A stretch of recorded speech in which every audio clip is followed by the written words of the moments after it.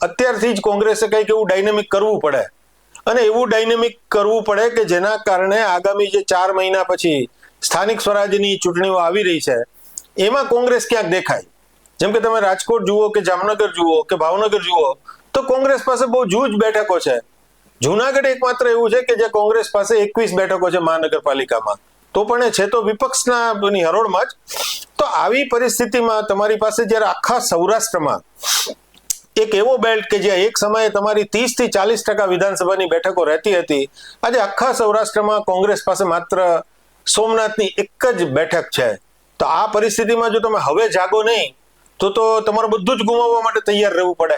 અને એટલા માટે જ બહુ વ્યૂહાત્મક રીતે જુનાગઢમાં જેને સંગઠન સૃજન કહેવામાં આવે છે એવી 10 દિવસીય શિબિર રાખવામાં આવી, અને એમાં મલ્લિકાર્જુન ખડગે પણ આવી ગયા અને રાહુલ ગાંધી પણ આવ્યા છે.